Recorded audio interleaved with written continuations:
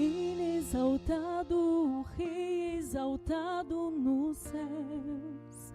Eu louvarei, Ele exaltado, para sempre exaltado, seu nome louvarei.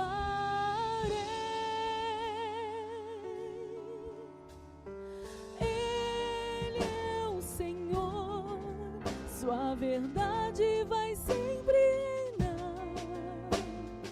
Terra e céus glorificam seu santo nome. Ele exaltado, o Rei exaltado nos céus. Ele exaltado, o Rei exaltado nos céus. Eu louvarei, Ele exaltado, para sempre exaltado, seu nome louvarei.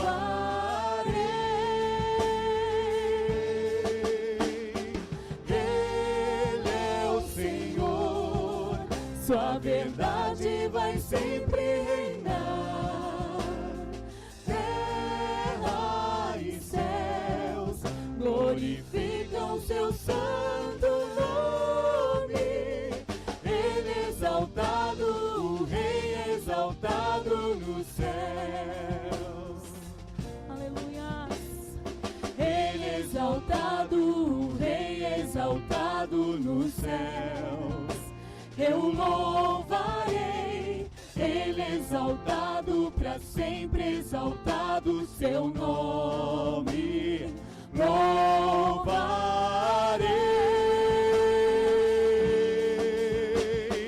Ele é o Senhor, sua verdade vai sempre reinar. Terra e céus glorificam seu santo nome. Ele exaltado, o Rei exaltado nos céus. Sim, Jesus. Ele é o Senhor, sua verdade vai sempre reinar. Terra e céus glorificam seu santo nome. Ele exaltado, o Rei exaltado nos céus. Sim, Jesus. Ele exaltado, o Rei exaltado nos céus, para sempre. Ele exaltado, o Rei exaltado nos céus.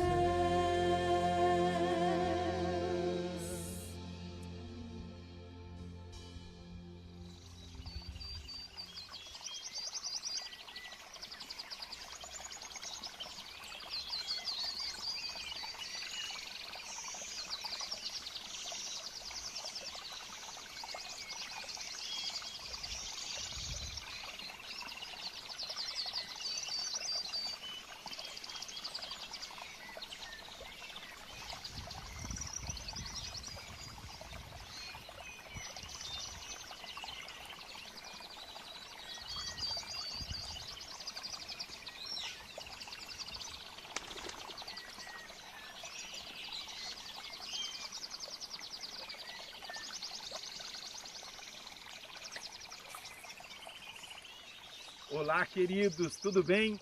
Estou aqui de volta em Atibaia, ministrando para o seu coração, e eu estou com o coração aqui cheio de expectativa, cheio de expectativas, porque eu creio que Deus tem algo novo para o meu coração e para o seu também.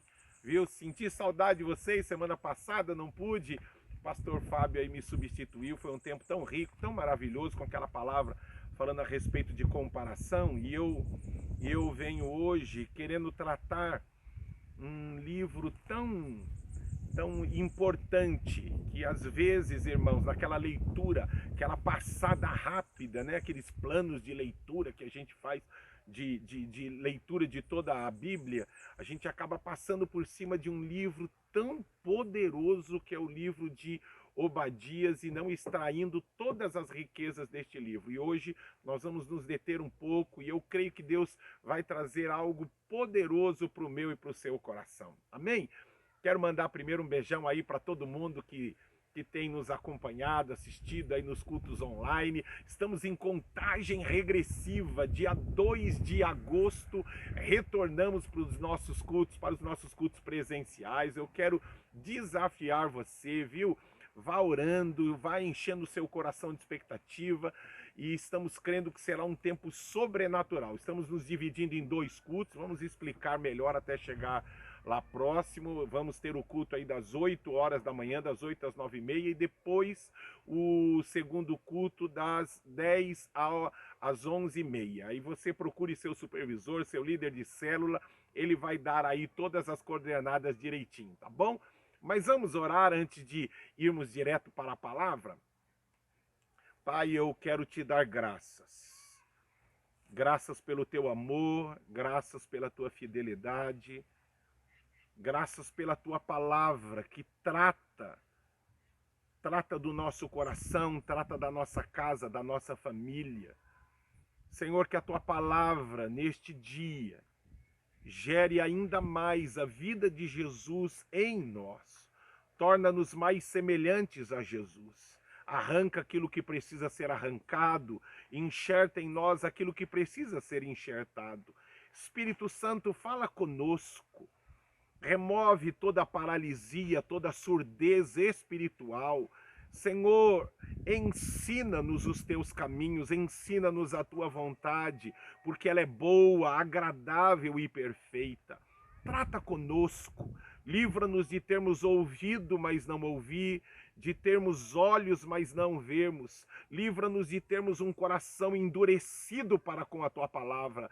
Antes, Espírito Santo, quebranta o nosso coração. Eu profetizo paz, alegria, restauração, direção, arrependimento e mudança em nome de Jesus. Amém, amém e amém. Eu gostaria de hoje, como eu mencionei, nos deter um pouco no livro de Obadias. Ah, pastor, então já vamos começar? Não. É um livro, este livro ele é considerado, né, o menor livro da Bíblia hebraica, tá? O menor livro da Bíblia hebraica, o livro de Obadias. Obadias significa servo do Senhor, adorador de Jeová. É um nome comum no meio do povo judeu, este nome Obadias, né? Mas eu queria dar um pano de fundo para que você entendesse. Muitas pessoas acabam não extraindo toda a riqueza deste livro por não entender o que é que estava acontecendo, qual é o pano de fundo da história, o momento político, geográfico, e aí a gente acaba não absorvendo toda a riqueza deste livro. E misericórdia, como diz o profeta Oséias, né? Meu povo sofre porque lhes falta o conhecimento, mas Jesus vem e diz que conhecereis a verdade e a verdade vos libertará. Então, vamos lá, antes de lermos aí o capítulo, nós vamos ler o capítulo inteiro do livro de Obadias, por ser bem curtinho, mas eu queria pontuar algumas coisas. Primeiro, este livro foi escrito por volta de 586, 580 antes de Cristo. Por que acredita nisso? Porque você percebe que ele foi escrito com conhecimento do que ocorreu pós-invasão da Babilônia através de Nabucodonosor, quando Nabucodonosor invade Jerusalém e vem destruir a cidade de Jerusalém e começa o exílio do reino do sul. E a gente percebe por aquilo que foi escrito, ele foi escrito destinado a um povo específico, que é o povo de Edom, né? O que ocorreu com os edomitas? Os edomitas, quando a Babilônia sitiou, né, e invadiu Jerusalém, os edomitas, eles ajudaram Nabucodonosor. Então, quando alguns estavam tentando fugir, e você percebe isso no capítulo 1, quando eles tentaram fugir, os edomitas acabavam prendendo e matando muitos deles. E então o povo de Edom, ele ajudou a Babilônia a destruir Jerusalém. Outra coisa interessante, que Edom, eu tive o privilégio de conhecer a cidade de Petra. Petra era a cidade mais famosa, né? Não era a capital, mas era a cidade mais famosa de Edom, era a cidade de Petra. Eu tive o privilégio de conhecer uma cidade linda. Alguns historiadores dizem o seguinte, que ela foi incluída em 2007, se eu não me engano, entre as 7 maravilhas do mundo, mas muitos, né, dizem que é um lugar que né, como tem uma expressão que se diz o seguinte, alguns lugares que antes de você morrer, você não pode deixar de conhecer. Eu até brinquei com a minha esposa, falei, amor, já estou liberado para morrer, porque eu já conheci um lugar que as pessoas dizem que não pode deixar de conhecer antes de partir, mas eu vou demorar ainda para partir, viu, da cidade de Petra, era a cidade mais famosa, né, da região de Edom, construída no meio das rochas, e você vai perceber na leitura do texto, um lugar lindo, lindo, ainda preservado lá, que eu conheci, um lugar muito bonito. Tentei subir num camelo, irmãos, mas assim, uma loucura para subir, mas aí eu falei, não, eu vou. Mas quando eu perguntei o preço para subir no camelo e dar uma volta, eu falei, não, pensando bem, tirar uma fotinho do lado do camelo tá bom demais, né? Mas um lugar lindo e maravilhoso que vale a pena conhecer. Fica ali ao sul do Mar Morto. Agora vamos entrando um pouquinho mais aí dentro da história de Edom. Edom surgiu através de Esaú. Lembra de Esaú e Jacó, os 2 irmãos gêmeos que disputavam? Jacó, através de Jacó, nasceu a nação de Israel. E através de Esaú, seu irmão, lembra aquela briga gigante desde o ventre, descrita lá em Gênesis, entre os dois, e que foi profetizado no ventre, há 2 nações, e então vem Jacó, que gerou a nação de Israel, e Esaú, que gerou a nação dos Edomitas.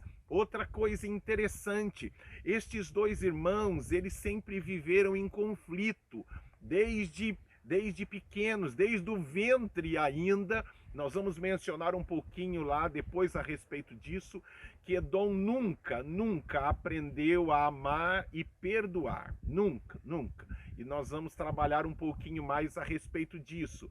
Outro detalhe interessante, quando o povo de Israel ficou lá aqueles 430 anos escravizados lá no Egito, quando eles foram sair do Egito, destino a Canaã, eles tinham que passar pelo meio da região dos Edomitas, pela região de Edom.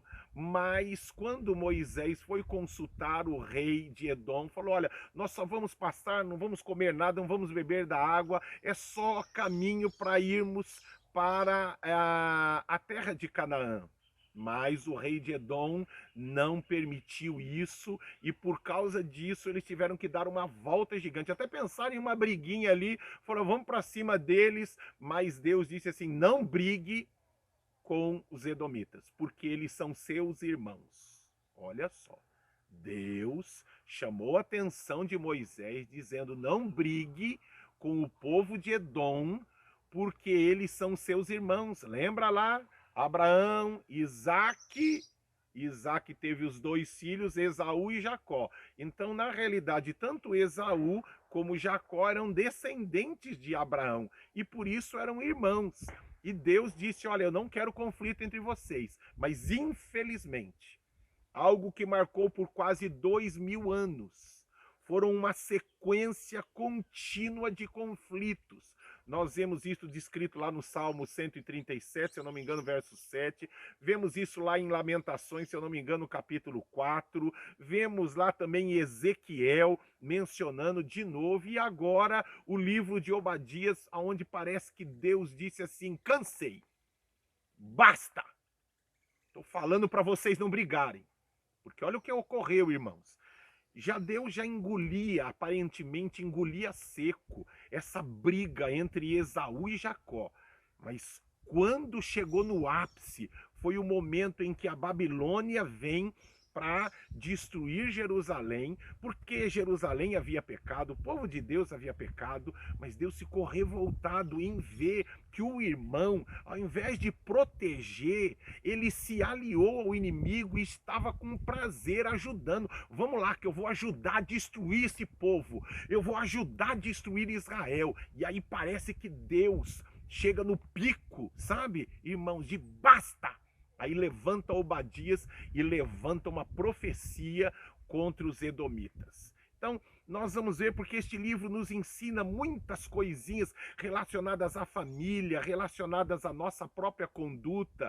É um livro poderoso, tá bom? Preparado, conseguiu entender então os edomitas, descendentes de Esaú, o povo de Israel, descendente de Jacó, dois irmãos que tiveram conflitos desde o início e prontinho, precisava desse pano de fundo para você entender. Mas vamos ouvir agora a leitura do texto. Acompanhe na sua Bíblia aí o livro de Obadias, capítulo 1, único capítulo, do verso 1 até o final. Vamos ler todo o capítulo para você entender e preste atenção em alguns detalhes importantes deste capítulo 1.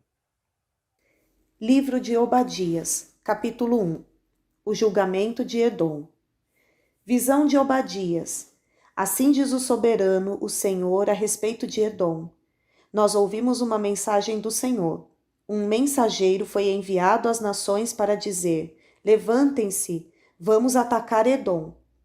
Veja, eu tornarei você pequeno entre as nações. Será completamente desprezado. A arrogância do seu coração o tem enganado. Você que vive nas cavidades das rochas e constrói sua morada no alto dos montes. Você que diz a si mesmo: quem pode me derrubar? Ainda que você suba tão alto como a águia e faça o seu ninho entre as estrelas, dali eu o derrubarei, declara o Senhor. Se ladrões o atacassem, saqueadores no meio da noite, como você está destruído, não roubariam apenas quanto achassem suficiente? Se os que colhem uvas chegassem a você, não deixariam para trás pelo menos alguns cachos? Entretanto, como Esaú foi saqueado, como foram pilhados os seus tesouros ocultos, empurram você para as fronteiras todos os seus aliados, enganam você e o sobrepujarão os seus melhores amigos, aqueles que comem com você, lhe armam ciladas, e Esaú não percebe nada. Naquele dia, declara o Senhor, destruirei os sábios de Edom e os mestres dos montes de Esaú. Então os seus guerreiros, ó Temã, ficarão apavorados, e serão eliminados todos os homens dos montes de Esaú. Por causa da violenta matança que você fez contra o seu irmão Jacó, você será coberto de vergonha e eliminado para sempre. No dia em que você ficou por perto, quando estrangeiros roubaram os bens dele, e estranhos entraram por suas portas e lançaram sorte sobre Jerusalém, você fez exatamente como eles. Você não devia ter olhado com satisfação o dia da desgraça de seu irmão, nem ter se alegrado com a destruição do povo de Judá. Não devia ter falado com arrogância no dia da sua aflição. Não devia ter entrado pelas portas do meu povo no dia da sua calamidade. Nem devia ter ficado alegre com o sofrimento dele no dia da sua ruína, nem ter roubado a riqueza dele no dia da sua desgraça. Não devia ter esperado nas encruzilhadas para matar os que conseguiram escapar, nem ter entregado os sobreviventes no dia da sua aflição, pois o dia do Senhor está próximo para todas as nações. Como você fez, assim lhe será feito. A maldade que você praticou recairá sobre você. Assim como vocês beberam do meu castigo no meu santo monte, também todas as nações beberão sem parar, beberão até o fim, e serão como se nunca tivessem existido. Mas no monte Sião estarão os que escaparam, e ele será santo, e a descendência de Jacó possuirá a sua herança. A descendência de Jacó será um fogo, e a de José uma chama. A descendência de Esaú será a palha. Eles a incendiarão e a consumirão. Não haverá sobreviventes da descendência de Esaú, declara o Senhor. Os do Neguebe se apossarão dos montes de Esaú, e os da Cefelá ocuparão a terra dos filisteus. Eles tomarão posse dos campos de Efraim e de Samaria, e Benjamim se apossará de Gileade. Os israelitas exilados se apossarão do território dos cananeus até Sarepta. Os exilados de Jerusalém, que estão em Sefarade, ocuparão as cidades do Neguebe. Os vencedores subirão ao monte Sião para governar a montanha de Esaú, e o reino será do Senhor. Maravilha, viu lá? Vamos começar então? Eu quero extrair aqui 6 grandes lições deste livro que parece pequeno, mas com grandes lições. 6 grandes lições do livro de Obadias. Primeiro, diz lá, para quem está anotando, a mensagem deve ser a do Senhor e não a nossa. Você vê que começa lá o livro de Obadias, dizendo: assim diz o soberano, o Senhor, uma mensagem do Senhor. Primeira advertência, e aqui eu quero chamar a atenção de nós pastores e líderes, que como eu e você precisamos tomar cuidado. Eu e você fomos chamados, desafiados a pregar, nós somos instrumentos nas mãos de Deus. Lembra lá? Nós somos barro na mão do oleiro. A mensagem não é a nossa mensagem, a mensagem é a mensagem do Senhor. Quando nós vamos falar, irmãos, nós precisamos falar aquilo que Deus mandou a gente falar. Nós vivemos uma época hoje onde está no auge, virou modinha, esta coisa de sermos profeta. Quem é você? Sou profeta do Senhor, sou profeta do Senhor. E um monte de gente correndo atrás de profeta. Só que naquela época, irmãos, a coisa não era assim não. O pessoal não corria atrás de profeta, o pessoal corria dos profetas. Sabe por quê? Porque, meu irmão, quando Deus mandava o profeta falar, ele tinha que falar aquilo que Deus mandou. Era a mensagem do Senhor ao povo. Hoje nós vivemos uma época onde as pessoas gostam de ouvir palavras que massageiam o seu ego, que diz que você é o cara, você pode, e você, ninguém é igual você é o Superman, você é a Mulher Maravilha, tô vendo uma chave, tô vendo um carro, tô vendo uma casa própria, tô vendo, agora é só a vitória, agora é só a vitória. Lembra disso? Só que os profetas, irmãos, descritos nas Sagradas Escrituras, não eram bem assim não. Os profetas metiam o dedão no nariz e diz: olha, se arrependa, se converta, mude, abandone, deixe, pare com isso, não vá, não faça, não fale mais, mude de caminho, mude de atitude. Esta era a posição dos profetas. Então a primeira lição deste livro, que eu e você falemos aquilo que o Senhor quer que a gente fale. Às vezes a gente tem tanto temor em relação aos homens e a gente perde o temor a Deus. Tema antes o Senhor do que os homens. Lembra do texto? Os homens podem ferir o seu corpo, mas o Senhor, mais do que ferir o seu corpo, pode enviar a sua alma para o inferno. Então, misericórdia, que saia da nossa boca aquilo que o Senhor disse. Foi o Senhor quem disse? Então fale. Não foi o Senhor? Então, meu amigo, cuidado com as suas opiniões, com seus achismos. Eu acho, eu não concordo. Então fale que é a sua opinião, mas não diga assim diz o Senhor quando Deus não disse nada. Tá certo? Então, primeira grande lição, a mensagem deve ser a do Senhor e não a nossa. Tá certo? Segunda grande lição, cuidado com a sua herança e com o seu passado. Irmãos, como eu e você temos que tomar cuidado. A gente gosta muito do texto, né? E tudo se fez novo, as coisas velhas já passaram. Lembra lá, se eu não me engano, 2 Coríntios capítulo 5, verso 17? E que diz lá: eis que faço novas todas essas coisas. E lindo, o meu passado não determina o meu futuro. Lindo de ouvir isso, desde que o passado seja passado de verdade. Agora, o grande problema, ouça aqui, não vim acusar ninguém, eu vim aqui para ser instrumento de Deus para a sua vida e para a minha vida também. Que eu estou falando com você e estou falando comigo, com a minha casa e com a minha família.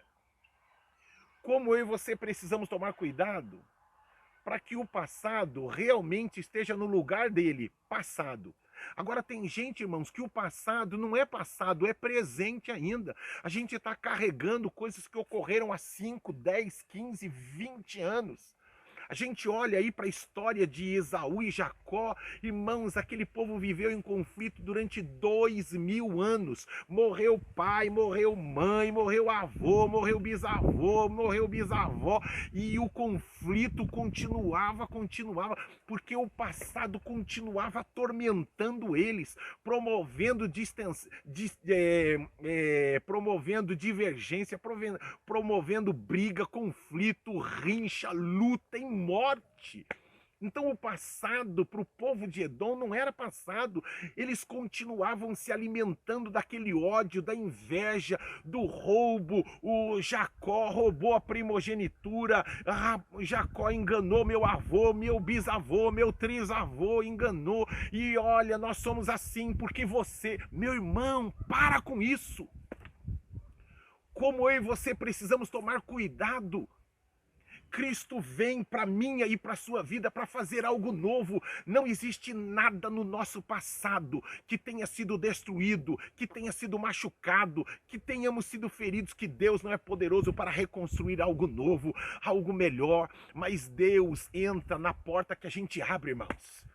Como eu e você precisamos abrir a porta do nosso coração. Lembra, eu já mencionei isso várias vezes, que fazendo um paralelo da nossa vida como uma casa. Tem muitos de nós, irmãos, que temos aquela casa, o nosso quartinho da bagunça. Você tem na sua casa o quartinho da bagunça? Quem mora em apartamento nem tanto, mas quem mora em casa térrea, normalmente tem o quartinho da bagunça. E aí é onde a gente coloca um monte de tranqueiro, um monte de coisa lá dentro. E quando vem uma visita, a gente nunca leva no quartinho da bagunça. E quando a gente pensa em reforma, a gente reforma a sala, reforma a cozinha, reforma o quintal, reforma o teto, mas o quartinho da bagunça tá lá, escondidinho. Então deixa eu ser instrumento de Deus para sua vida. Eu e você precisamos entrar no quarto da bagunça da nossa vida. Aquilo que aconteceu com você, erraram mesmo, pisaram na bola.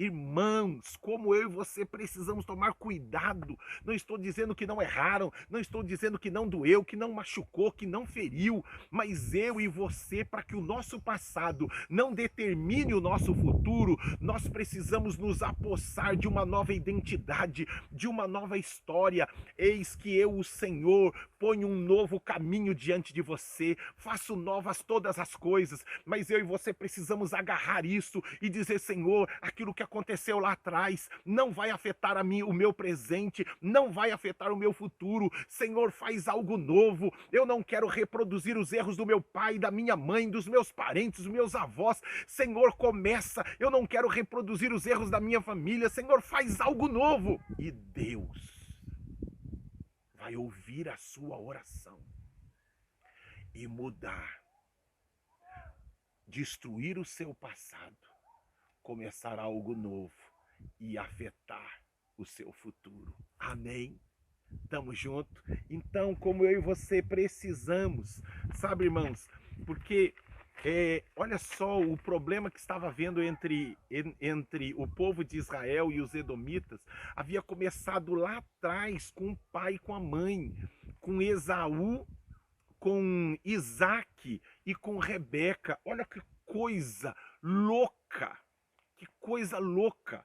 Esaú vem e quer, sonha, Isaac sonha e que o seu sucessor, que o homem seja o escolhido, seja Esaú. Vem Rebeca, não, que Esaú nada, é Jacó, foi profetizado. Aí aquele conflito, um lar dividido. Lembra lá do texto de Amós, Amós 3,3, poderão dois andarem juntos se não houver comum acordo. Não havia comum acordo entre Isaac e Rebeca. Um tinha uma preferência por um filho, o outro tinha outra preferência pelo outro filho, e aquele conflito, um lar dividido, um sonhando com o outro, sonhando com o outro, e isso afetou os filhos, começaram a ter divergências desde pequeno, e os pais, ao invés de trabalharem isso, misericórdia, tem muito problema que está ocorrendo na minha vida e na sua vida, que a gente precisa dar uma paradinha e olhar lá para trás, aonde tudo começou. O problema a gente olha, irmãos, quero reforçar aqui. O problema de Esaú e de Jacó demorou quase 2.000 anos de conflito. Você tem noção do que eu estou dizendo para você? Que foram morrendo gerações e gerações. Eu me lembra daquele filme lá, Romeu e Julieta, que tinham lá os Capuletos lá, né? Até fizeram um filme brasileiro depois que o Romeu, se eu não me engano, era corintiano e a Julieta, ela era filha de palmeirense, aí o conflito entre eles, mas assim, coisa louca, irmãos. Que brigavam por causa de coisas que ocorreu lá atrás. Por que nós somos inimigos? Não sei, mas nós somos inimigos. Por que a gente briga? Não sei, mas a gente briga, a gente não se dá bem, a gente não pode estar junto, a gente não pode caminhar junto, a gente não pode viver junto, a gente não pode se relacionar junto. Mas porque, não, começou há 2.000 anos atrás. Misericórdia. Misericórdia, que eu e você lembra lá de Apocalipse, lembra de onde caístes. Aonde começou a divisão na sua casa? Aonde começou a briga? Aonde começou o conflito entre os seus filhos? Aonde mudou o clima na sua casa, aquela harmonia, aqueles sonhos? Lembra, diz o texto de Apocalipse. Lembra de onde caístes. Arrepende-te e volta às práticas das primeiras obras. Vamos em frente? Terceira grande lição. Cuidado com preferência de filhos. Lembra que eu mencionei, irmãos, que nenhum incêndio começa de forma explosiva? Como eu e você precisamos tomar cuidado, porque problemas aparentemente pequenos, que não são tratados, podem se transformar em grandes problemas lá atrás. Olha que coisa louca. Vou repetir o título do terceira grande lição. Cuidado com preferência de filhos. Olha que coisa louca. Primeiro você pai, você mãe. Nunca demonstre para os seus filhos preferência. Eu prefiro o mais velho, eu prefiro o mais novo. Eu prefiro ela, eu prefiro ele. Você é louco. Eu e você fomos chamados para amar, cuidar e proteger os nossos filhos. Que detalhe, não são nossos, são do Senhor. Os nossos filhos são do Senhor. Por que nós fazemos a consagração de filhos na igreja? Porque nós dizemos, Senhor, eles são teus. E o Senhor permitiu que eu cuidasse deles. Os filhos não eram de Isaac, os filhos não eram de Rebeca, os filhos eram do Senhor. E Deus colocou sobre Isaac e sobre Rebeca a responsabilidade de cuidar. Mas Isaac cometeu um grande erro. Misericórdia, irmão, se você tem cometido isso. Eu já vi tanto pai fazer essa burrice, para não falar asneira, tontice. Meu filho preferido é ele, meu filho preferido é ela. Olha o caos que gerou entre esses dois irmãos, ao invés dos pais trabalharem para que os dois crescessem em harmonia. Eu me lembro do pastor Carlos Alberto citando, a casa dele com inúmeros filhos. Quantas vezes ele mencionou que ele via os filhos brigando com conflito. Pai, ele disse, pai, ela não disse. Várias vezes ele catava aqui, tá bom, antes de eu saber o que ele fez, eu quero que você me fale 3, 4 virtudes do seu irmão. Olha, eu quero que você me fale 3, 4 virtudes da sua irmã. E por isso houve harmonia, uma casa cheia de filhos, que era a casa do pastor Carlos Alberto, mas cheia de filhos. Eu já fiz isso com os meus filhos, tá aqui, gravando aqui essa mensagem. Olha, quais são os pontos positivos do seu filho? Ao invés deles lidarem, mas sabe o que ocorreu? Não, é coisa... 2 erros. Primeiro, preferência. Nunca guarde isso como algo de Deus para o seu coração. Nunca diga para o seu filho ou para a sua filha que você prefere um do que o outro. Eu nunca disse. Tem coisa que a gente não fala, mas as nossas atitudes falam mais do que palavras. Viu? Eu nunca disse, você nunca disse, mas o filho que você gasta tempo, que você investe, você quis ter mais de um filho, agora você vai ter que separar 50% para um, 50% para o outro. Você quis dar uma de Paulo e Dani, querer ter 15, 16 filhos, agora, filho, faz a regra matemática lá e divide um pouquinho para um pouquinho para o outro, um pouquinho para um pouquinho para o outro. Olha, aqui no reino animal, irmãos, nós ganhamos, vocês sabem disso, ganhamos um cachorrinho do meu irmão, e aí minha mãe ganhou dele também, e os dois ficam lá em casa, Porque ela mora em apartamento, então os dois estão em casa. Mas é um negócio de louco, olha, cachorrinho. Você tá lá eles estão lá na boa. Só que se você começar a brincar com um, aí vem o outro para cima, como querendo a mesma atenção, que você brinque do mesmo jeito, até no reino animal. Irmãos, nós também somos assim. Cuidado, pai. Eu sei que ela é fofinha, ele é fofinho, mas a mesma atenção que você dá para um, você precisa dar para o outro. Quer ver um outro erro que muitos pais cometem? Porque tem aquele filho que é um pouco mais velho e tem aquele que acabou de nascer, o xodozinho acabou de chegar. Aí aquele que nem entende nada, você chega em casa, você vai direto pro bebê. E o outro que já tem uns 5, 6 aninhos, que já não é tão engraçadinho como o bebezinho, aí você não percebe que você foi direto no bebê e o outro se sente largado, se sente segundo plano. Não faça isso. Viu? Não cometa este erro. Parece bobeirinha. Ah, não, ele precisa entender. Não, quem precisa entender somos eu e você, que somos pais, que precisamos ter sabedoria para lidar com aquilo que Deus colocou nas nossas mãos. Filhos são bênção, irmãos. Filhos são bênçãos, independente se você tem 1, 2, 3, 4, 5, 15, né, Paulo? Não, independente da quantidade de filhos que você tenha, mas como eu e você precisamos de sabedoria para lidar.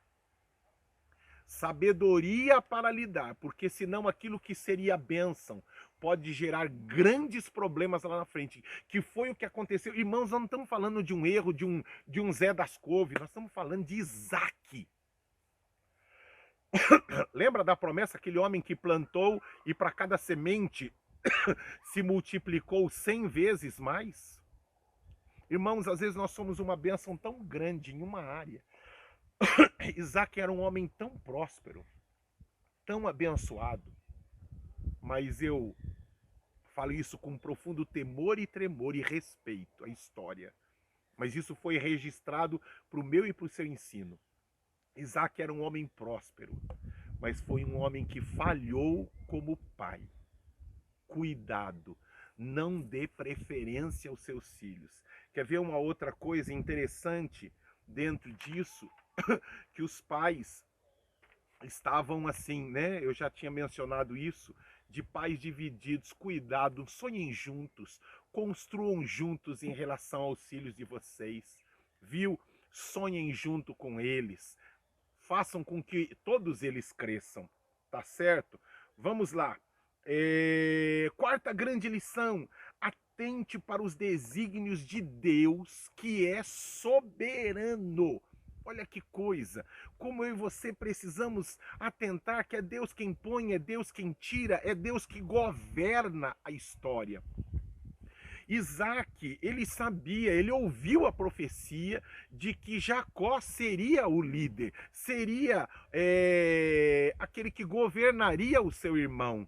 Mas Isaac, não, eu quero que seja Esaú. E aí já vem Rebeca querendo dar uma ajudadinha para Deus e diz, não, vem aqui, ó, lembra lá do guisado, vou preparar aqui uma caça para tentar enganar Isaac. Os dois erraram. Primeiro, Isaac errou.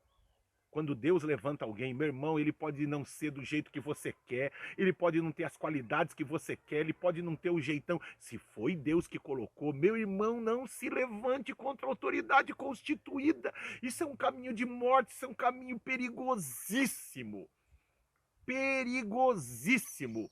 Senhor, é o Senhor quem está levantando, é o Senhor que está colocando, foi o Senhor. Então, meu amigão, haja com temor, com cuidado, com sabedoria e com prudência. Que não foi o que aconteceu com Isaac. Isaac tinha profecia, Deus havia dito que o mais novo seria o escolhido para dar sequência à nação, mas Isaac não atentou para isso, irmãos. Deixou de lado. Não, eu vou abençoar quem eu quero. Cuidado. Eu e você estamos aqui para fazer não o que a gente quer.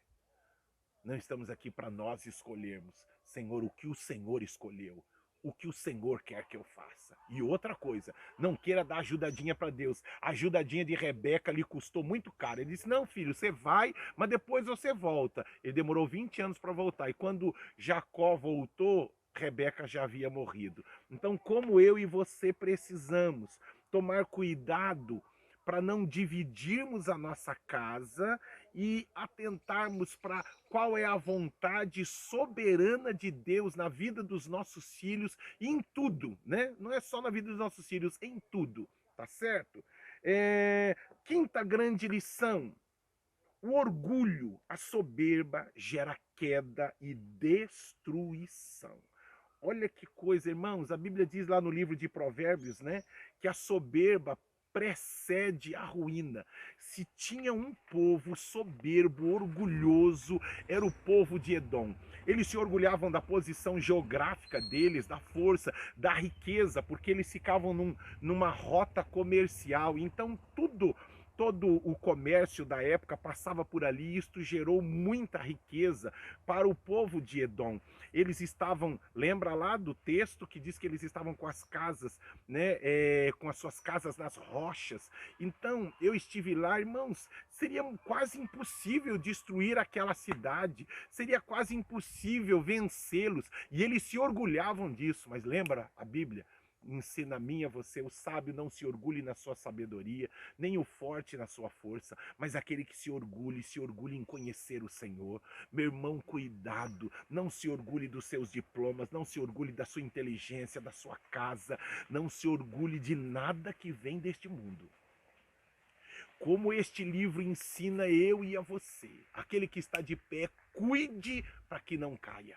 O orgulho, irmãos, ele destrói o homem. O orgulho nos leva a achar que nós nos bastamos. Lembra daquele cantiquinho lá? Esse cara sou eu. O orgulho gera isto em nós. O orgulho destruiu Lúcifer. Ele não se contentou com a posição dele. Não, eu quero ser mais. Eu sou o cara. Eu não sou igual a esses anjinhos do céu, não. Trazendo aqui para uma versão atualizada aqui, Davis. Eu não sou igual a esses anjinhos do céu, não. Eu sou o cara. Eu colocarei o meu trono e serei semelhante ao Altíssimo. Orgulho, soberba, destruição.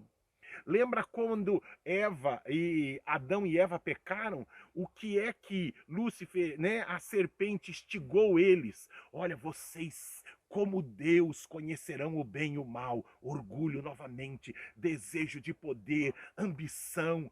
Cuidado. E não brinque com isso. Não se orgulhe da sua força, nem da sua inteligência. Eu não sei quanto que você tem guardado na sua poupança, nas suas aplicações. Eu não sei qual é o tamanho do seu currículo. Eu não sei quantos contatos você tem, mas eu quero que você receba como algo de Deus para o seu coração. Não se orgulhe destas coisas. Aquele que se orgulhe em conhecer o Senhor. Porque neste mundo tudo vai passar, mas existe algo que permanece para sempre: Deus e a sua palavra. Falo isso com tanto amor. Ah, não, eu não sou orgulhoso. É mesmo. Você pede ajuda para as pessoas, você dobra os seus joelhos, que uma forma de ser orgulhoso, irmãos, é fazermos as coisas sem pedirmos a força, a inteligência e a sabedoria de Deus. O único que disse: sem mim nada podeis fazer, foi o Senhor Jesus. Mas tem gente, irmãos, que vive com essa ênfase no coração: tudo posso, eu consigo, eu vou lá, eu resolvo. Cuidado, Senhor, vai comigo, segura na minha mão. Lembra do cantiquinho? Segura na mão de Deus. Esse todo mundo conhece. Segura na mão de Deus, pois ela te sustentará. Não são os seus diplomas, não é a sua inteligência. Seu casamento tá bom, nós vamos ter agora um curso chamado Casamento Sagrado. Quero desafiar você a, junto com a sua esposa, com seu marido, fazer este curso. Ah, pastor, meu casamento tá bem. Ah, é? Então, mas dá para melhorar? Sempre dá para melhorar.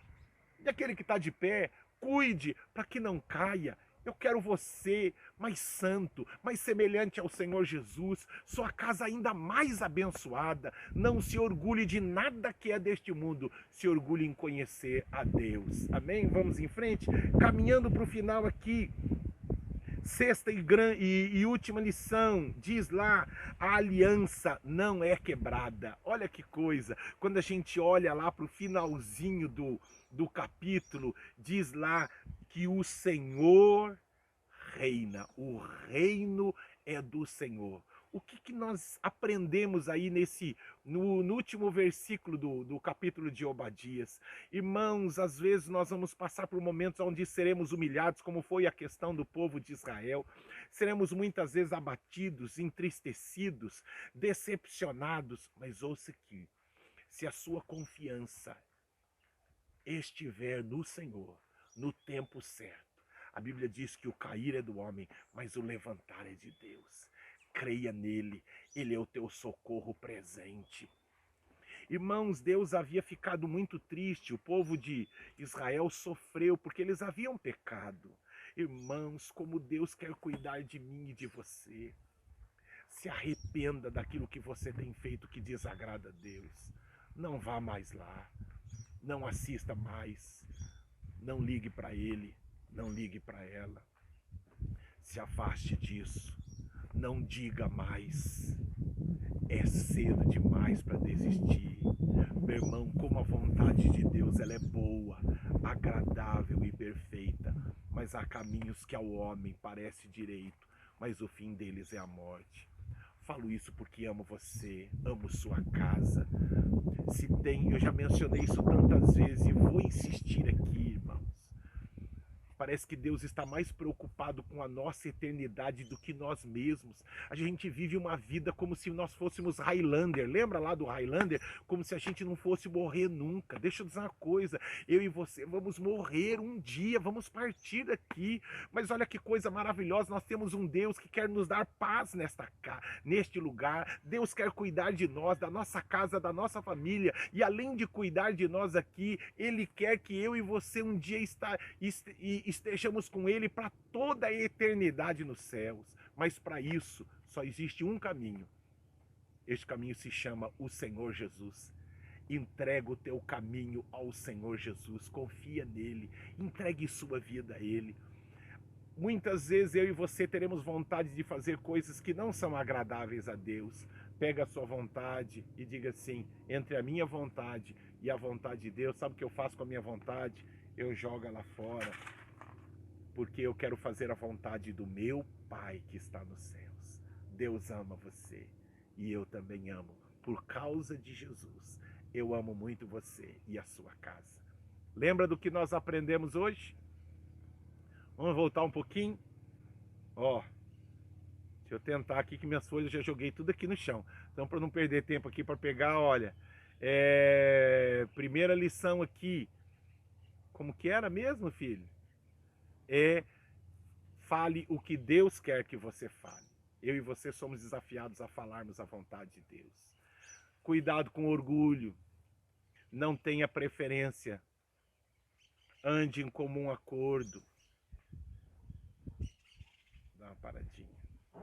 Coisa feia, eu lembro muito. Beleza? Vamos fazer uma retrospectiva aqui, rapidinho.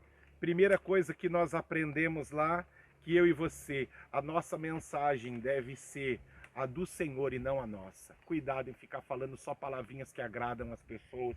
O verdadeiro amigo, aprendi isso, nunca vou me esquecer. Se o seu amigo não falar aquilo que você precisa ouvir, pague para que o seu inimigo fale o que você precisa ouvir, viu?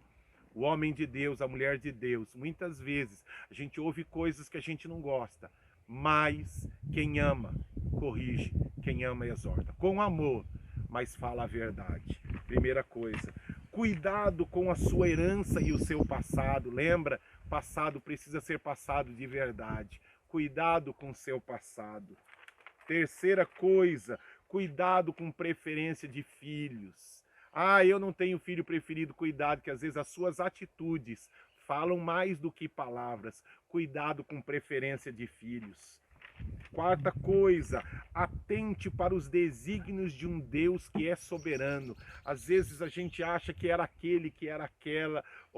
Cuidado, nós temos um Deus soberano. Senhor, não estou entendendo por que ele, por que ela, por que não ele, por que não ela. Mas, Senhor, lembra lá de um cantiquinho antigo? Nosso Deus é soberano. Lembra? Ele reina antes da fundação do mundo.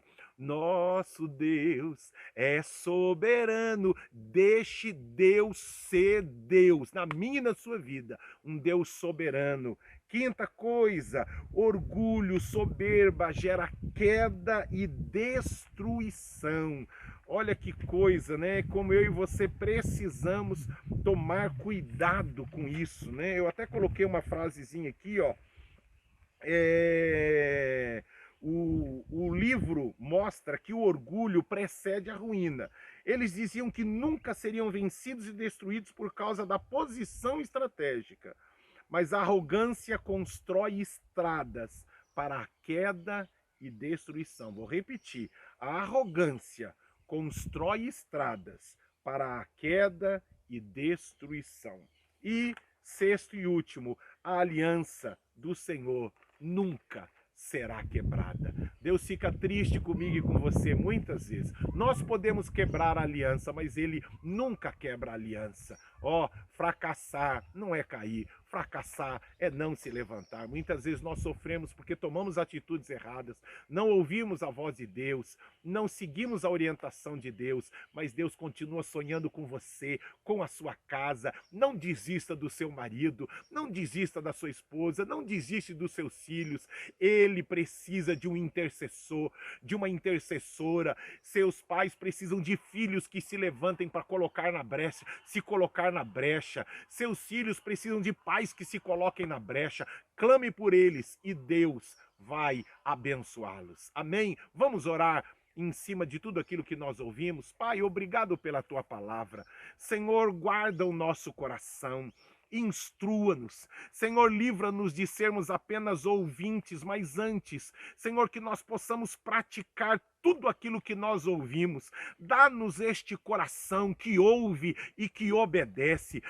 Livra-nos de termos um coração duro e que não muda, que não se transforma, que não se arrepende. Livra-nos disso, Pai. Eu lhe peço pelo poderoso nome do Senhor Jesus. Eu quero rogar também neste momento, Senhor, se existe alguém enfermo, se existe alguém doente, existem enfermidades que são provocadas, Senhor, por uma alma doente, por lembranças, Senhor, do passado que machucam e que afetam muitas vezes até o próprio corpo, às vezes, Senhor, afetando a nossa mente, mas eu quero profetizar cura física, cura da alma.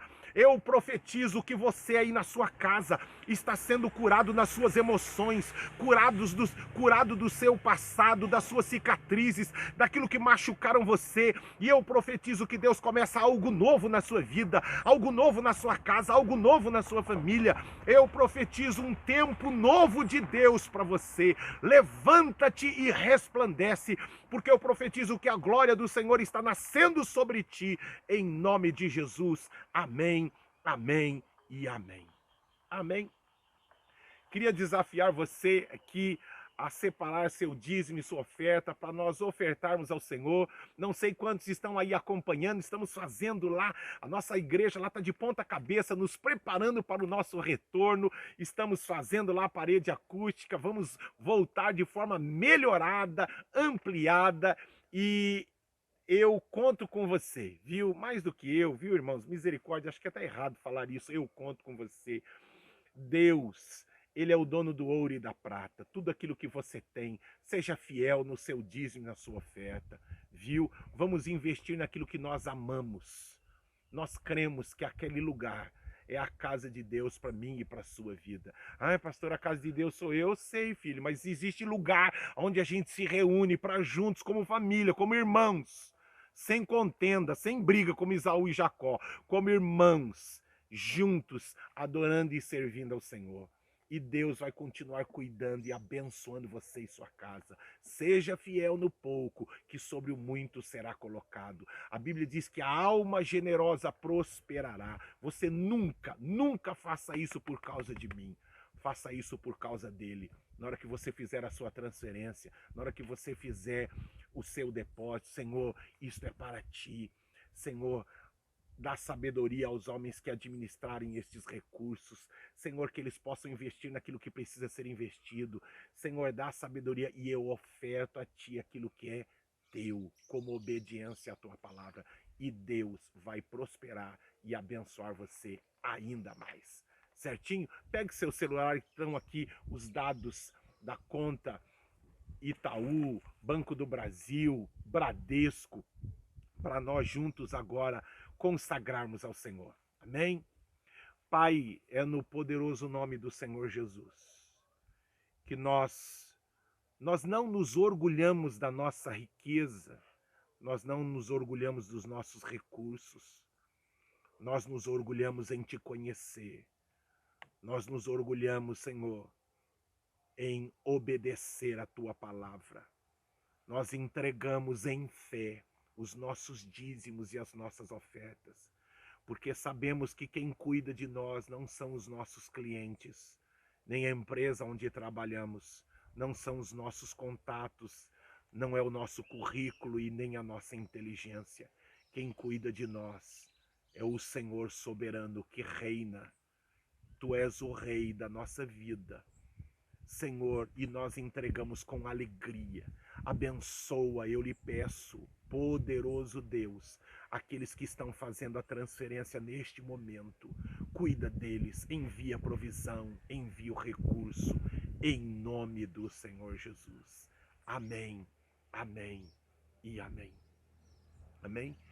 Queridos, nós fizemos algo diferente, né? Eu quero agradecer a todos que mandaram a fotinho com o seu cachorrinho, com o seu papagaio, com o seu periquito, um monte de animais aí diferentes.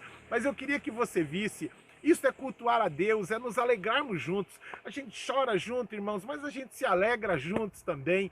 Então eu queria, veja aí o clipe com as fotos que mandaram, cada um com seu animalzinho, né? Grande, pequeno, de tudo quanto é tipo de jeito de animal aí. Mas olha, parabéns, cuide bem do seu pet, viu? Cuide bem do seu animalzinho, porque tudo, irmãos, é para a glória do Senhor. Se alegre com aquilo que o Senhor tem nos dado. Vemos o poder e a grandeza de Deus pela obra das suas mãos. Diretamente de Atibaia, beijo grande para vocês. Contagem regressiva, 2 de agosto, estaremos juntos. Fique na paz, Deus abençoe vocês e... Não dá para cantar Maravilhosa Graça não, viu? Vai o cantiquinho de fundo musical. Deus abençoe vocês, tchau, tchau. Olá, irmãos. Antes de começar o vídeo com os nossos pets, aqui meu filho Davi, a cena aqui, Davi, e meu filho Arthur. Lembra que eu acabei de ministrar a respeito de Esaú e Jacó, 2 irmãos que brigavam muito e nunca se reconciliaram, diferente do Davi e do Arthur, que hoje são 2 amiguinhos, certo? Olha para mim, Davi, amiguinhos, olha que coisa bonita. E aqui dentro tá o Nick e a Luna, que passaram a noite inteira aí na escuridão, dormindo sozinhos. E agora, olha o que acontece quando nós acordamos o Nick e a Luna. Pode abrir a porta.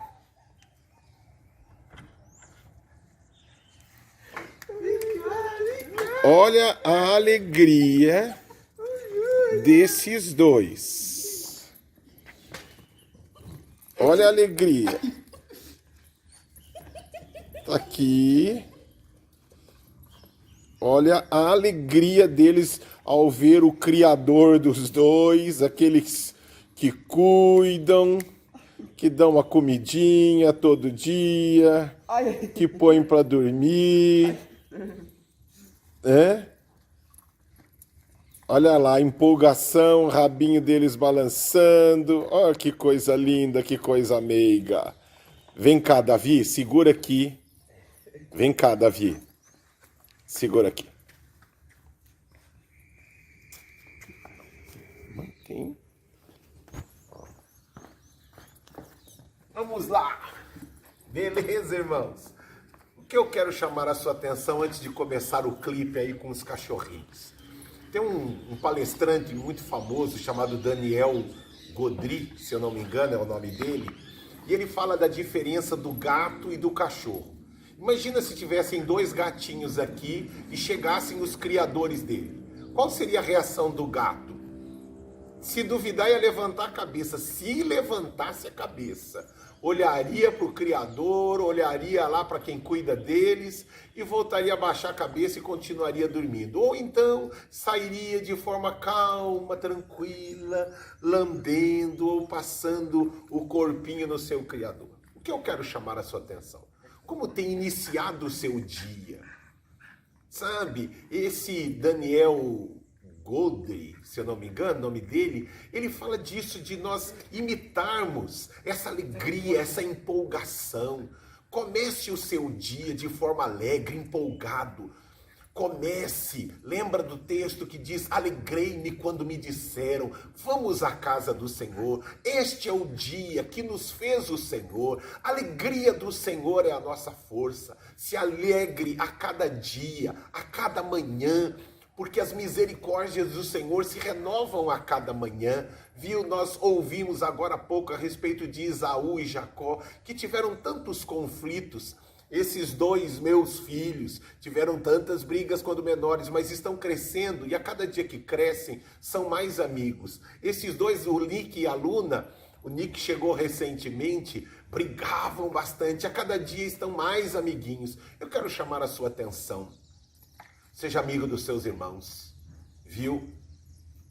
Amadureça, cresça, avance, seja companheiro deles. E acima de tudo, duas grandes lições. Primeiro, seja amigo dos seus irmãos. Segundo, alegre-se com tudo aquilo que o seu Criador, aquele que cuida de você, comece o seu dia com alegria, com empolgação, dizendo: Senhor, obrigado por mais um dia, obrigado por esta casa, obrigado pela minha família. Balance o seu rabinho, não, brincadeira, irmãos, mas tenha alegria e empolgação, se apresente diante do seu cuidador, daquele que te ama e que cuida de você, com alegria, dizendo: obrigado, Jesus, por mais um dia, e vá à luta. Um bom domingo para você. Deus abençoe. Fique agora com o vídeo dos nossos cachorrinhos, dos seus pets. Deus abençoe. Fique na paz. Amo muito você, viu? Até mais. Tchau, tchau.